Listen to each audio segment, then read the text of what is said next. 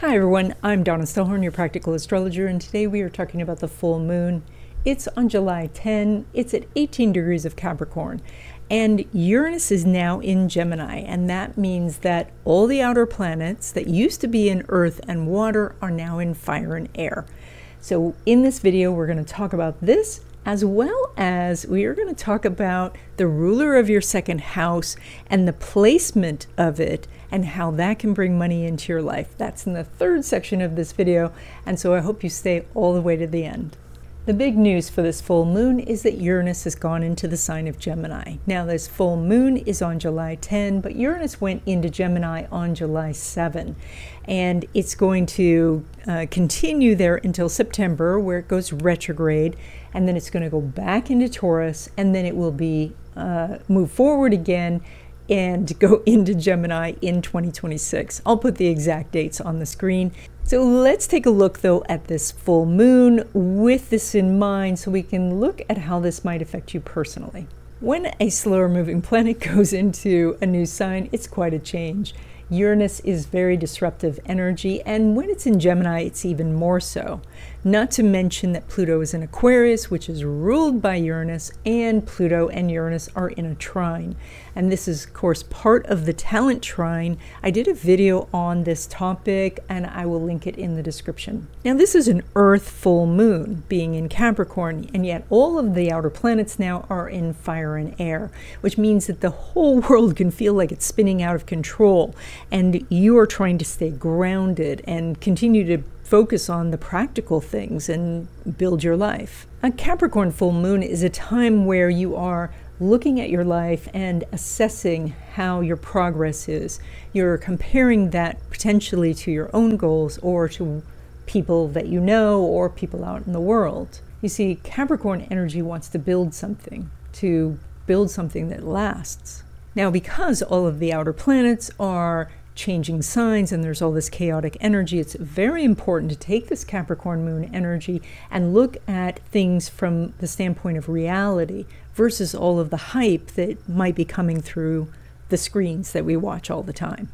Many of you watching this video are going to be able to take hold of the powerful energy of the talent trine and use it to bring opportunities into your life. And this is a time where you want to look at the opportunities that you want to attract. And of course, we need to be very cognizant of the fact that this is a Capricorn full moon, which means it's ruled by Saturn, which is sitting there conjunct Neptune. And there are two options for this. The better option is that the Saturn-Neptune conjunction gives you a set of blueprints from which to follow step by step to achieve what you want. But the opposite is that Neptune then dissolves the structure of Saturn based on fears or nightmares or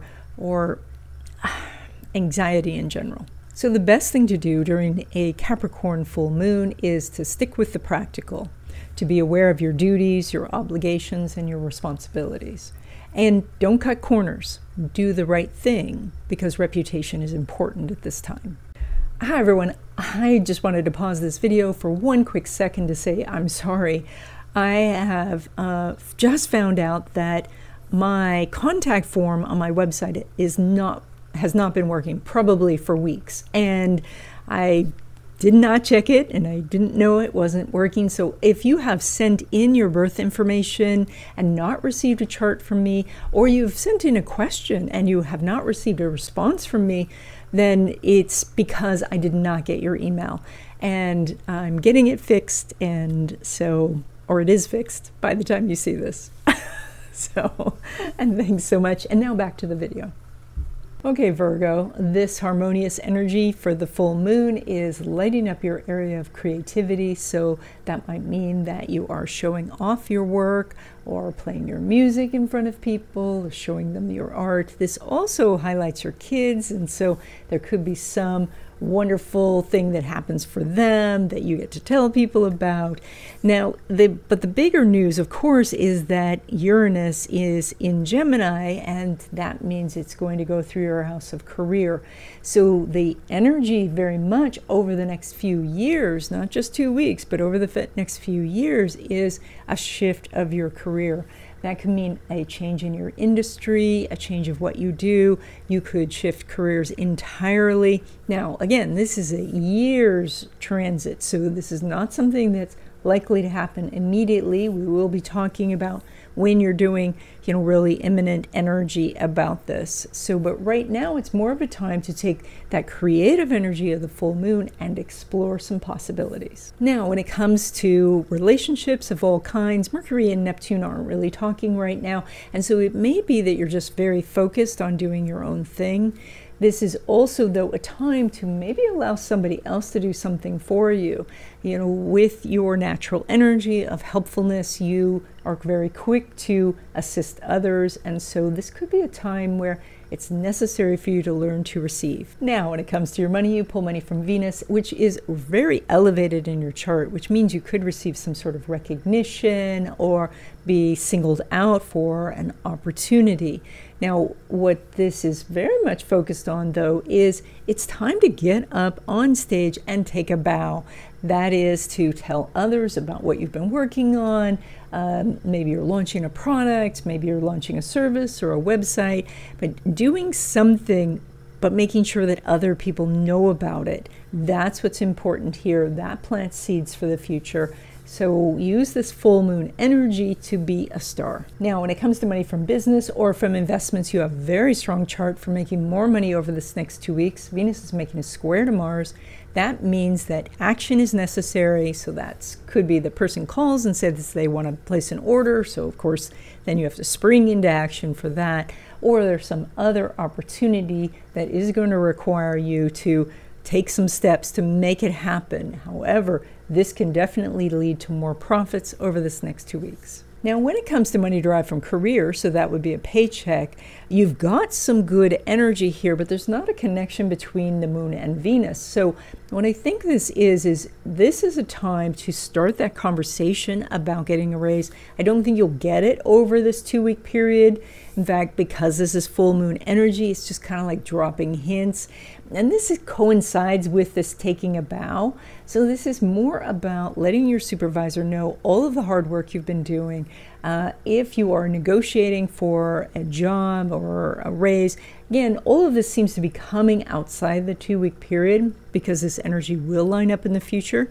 It's just that right now, it's more about letting people know how valuable you are, the contribution you're making, and that's going to lead to the raise in the future. Okay, in the third section of this video, I have a couple of announcements, and then we're going to continue talking about the second house and the money in your chart. The New Month Wishes class is on July 1st at 12 p.m. Pacific time. If you watch this video after July 1st, then the next class is on August 1st, and it's at noon Pacific time. This is a free class where we talk about the astrological happenings for the month, and then together we write our wishes and then we energize them together in a short meditation. This class is by Zoom, it's free, and there is a link to register in the description. Members of this channel get access to deep dive videos on astrology, especially more topics about what's happening in the world, and also going more deeply into the interaction of the different cycles. The membership button to join is right by the subscribe button, and so I hope you become a member. So a few weeks ago, we started looking at the money in your chart, and so we've talked already about finding your second house, finding your second house cusp, finding the sign on the second house cusp, and that leads us to the ruler of that sign, or the ruler of your second house. Now, you do have 4 money houses, so we're really focusing right now on the second house. And the second house is more about how the money flows into your life and flows out of your life. So once you know the sign on the second house cusp, then you can find the ruler of that sign. That planet is going to be the planet that rules your money house, the second house. And whatever house that planet is in is a source of money for you. And that is, you go to the sign on your house cusp, the second house cusp, and that sign is ruled by a planet in your chart, and you go to that planet, wherever that planet is, whatever house it is, you pull money from that house. So, for example, if you have Leo on the second house, Leo is ruled by the sun, and if you have the sun in the seventh house, you pull money from the seventh house. Now, as I said before, this is just one of the places you can pull money from. We will talk about the other places in future videos if you're interested. Let me know in the comments. So, if the ruler of your second house is in the first house, then you get money through entrepreneurship, freelancing, public speaking, acting, personal training, life coaching, motivational coaching, team leadership, construction, or anything that involves doing something physical. If the ruler of your second house is in the second house, then you make money through things like financial advisor, accountant, doing real estate, entrepreneurship, wealth management, selling luxury goods, selling collectibles, dealing with fine jewelry or precious metals. If the ruler of your second house is in the third house, then you can make money through writing, teaching, journalism, public speaking, selling cars, driving, so anything where you're driving a truck or delivery service, graphic design, dancing, singing, and I should point out with this placement, this is the most common placement I see for CEOs because it also aids in communication. If the ruler of your second house is in the fourth house, you could make money through real estate, home-based businesses, interior design, home renovation, dealing with antiques and collectibles, landscaping, family counseling, historical research, home organizing, or having a daycare. If the ruler of your second house is in the fifth house, then you could make money through things like creative arts, the entertainment industry, gaming, fashion design, children's education, party planning, fertility services, speculation, which includes gambling, music, theater, and content creation. If the ruler of your second house is in the sixth house, you can make money through healthcare services, medical billing, fitness training, being a personal assistant, pet care services, alternative healing, home organizing, personal chef, working in a laboratory, doing environmental work, and accounting. If the ruler of your second house is in the seventh house, you could make money through human resources, business partnerships, legal services, coaching services, event planning, matchmaking, public relations, marriage counselor, personal shopper, color consultant, chess master, or interior decorator. If the ruler of your second house is in the eighth house, you can make money through investments, investment banking, tax consulting, estate planning, forensic work, private investigator, mergers and acquisitions. You could be a mortician, debt management, research and analysis, psychic and intuitive services, art investment, crypto, and medicine, but involving surgery. If the ruler of your second house is in the ninth house, your money could be made through higher education, photography, publishing, travel writing, legal consulting, foreign language instruction, spiritual or religious leadership,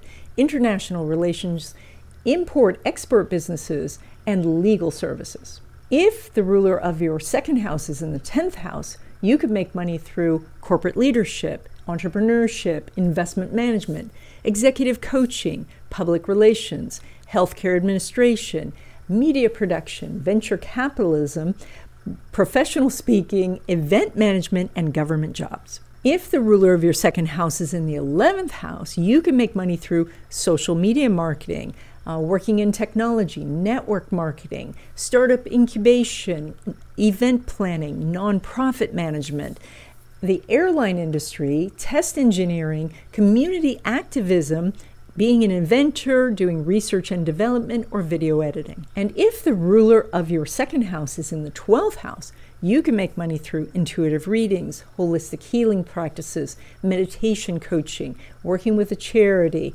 doing addiction counseling, anything dealing with the ocean, from oceanography to fishing, herbalism, sound healing, art therapy, hospice work, or being a confidential secretary. And that's it. I hope that you enjoyed this video. Let me know in the comments if you want to continue to dive into how to find the money in your chart, or if you want me to cover some other topic. And if you haven't already, please subscribe, consider becoming a member, subscribe to my newsletter, and I will see you in the next video.